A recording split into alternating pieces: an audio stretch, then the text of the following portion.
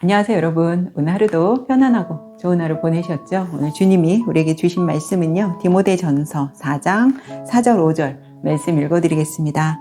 하나님께서 지으신 모든 것이 선함에 감사함으로 받으면 버릴 것이 없나니 하나님의 말씀과 기도로 거룩하여 짐이라. 아멘. 어떤 한 남자가 이제 사막을 막 이제 건너가고 있었습니다. 얼마나 뜨거운 태양 아래에서 그 모래 언덕을 이렇게 계속 지나가는 것이 얼마나 힘들어요. 그러다 보니까 자신도 모르게 막 불평이 엄청나게 이제 쏟아지는 거죠.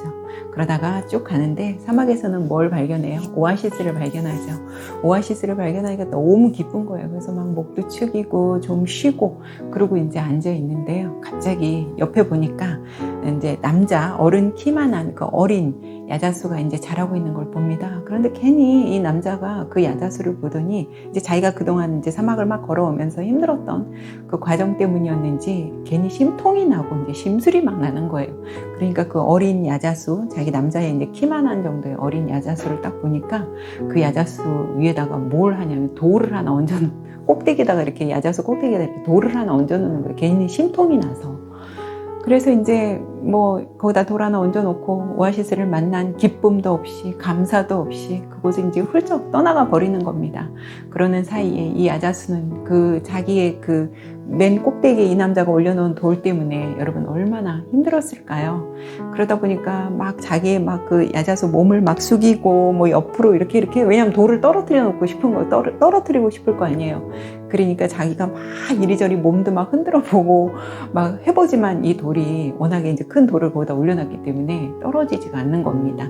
그러다 보니까 자기가 살아남으려고 이 야자수가 어떻게 했겠어요? 안간힘을 썼겠죠. 그러다 보니까 그 뿌리를 바닥에 막 깊게 이 뿌리를 내리면서 자기가 열심히 막 몸도 이렇게 막 뒤척이고 별걸 다 하는데 결국 이제 뿌리를 내려서 결국 어떻게 됐냐면 그 많은 야자수들 중에 자기가 정말 왕처럼 굉장히 강하고 튼튼한 그런 야자수가 되었어요. 자기는 어떻게든지 그 돌을 떨어뜨리려고 했던 행동이었는데 결국 그것이 이 야자수로 하여금 강하고 튼튼한 왕 같은 존재의 야자수가 이제 된 거죠. 시간이 이제 몇 년이 흘렀습니다. 이 남자가 예전에 그 자기가 이제 사막을 지나다가 그 만났던 오아시스가 생각이 나기도 하고 그 야자수가 어떻게 됐는지도 궁금도 한 겁니다. 그래서 다시 그 오아시스를 찾아갔어요.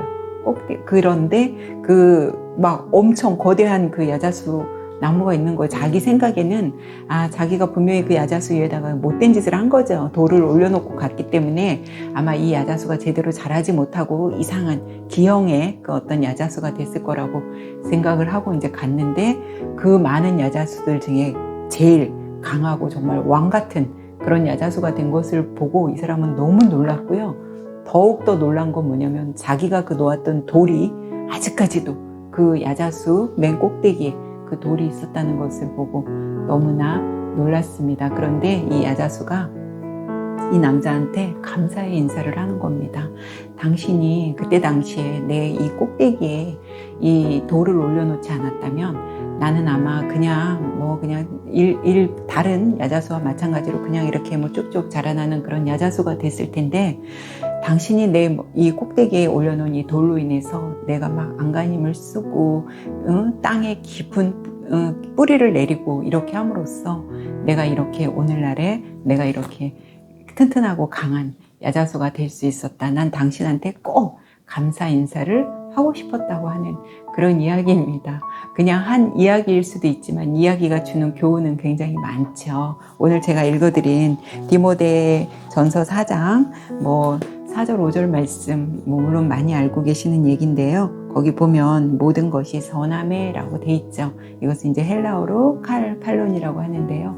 하나님께서 창조하신 후에 모든 피조물들을 보시면서 하나님이 말씀하셨던 게 있어요. 그게 뭐예요? 보기에 좋다라는 그 구절을 모든 것이 선함에라는 이 구절을 통해서 연상할 수 있겠죠. 완전하신 하나님이 그 창조하신 모든 피조물은요. 그 용도에 있어서 버릴 것이 하나도 없습니다. 왜 그래요?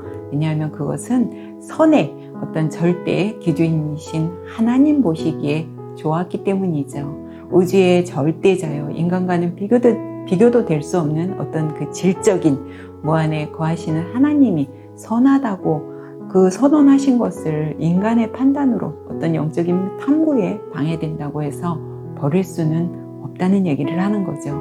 우리 주변에는 분명히 나의 삶을 더욱 힘들게 하고 고되게 하는 사람들과 그런 어떤 환경이 있습니다. 그러나 여러분, 생각을 바꾸면 어려움 속에서도 행복한 미래를 내려다 볼 수 있지 않을까 싶습니다. 하나님께서는 말씀을 통해서 모든 만물이 선하다고 이미 인정하셨기 때문에 그리스도인들은 그것을 기도를 통해서 하나님이 지어주신 모든 것들을 감사함으로 받고 또 우리가 사용할 수 있는 건 아닌가 싶습니다.